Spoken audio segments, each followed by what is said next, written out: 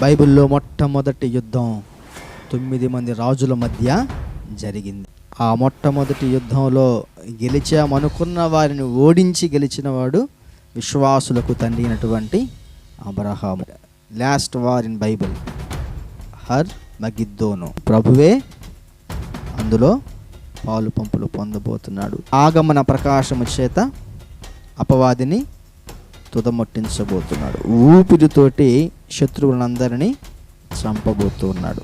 మొదట మనిషికి ఊపిరి వేసి జీవమిచ్చాడు. పునరుద్ధరణ తర్వాత పరిశుద్ధాత్మను ఊది మరలా వారికి పోయిన ఆత్మను తిరిగి అనుగ్రహించాడు.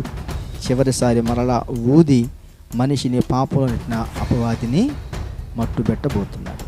కనుక ఊపిరినే దేవుడు ఆయుధంగా వాడబోతున్నాడు.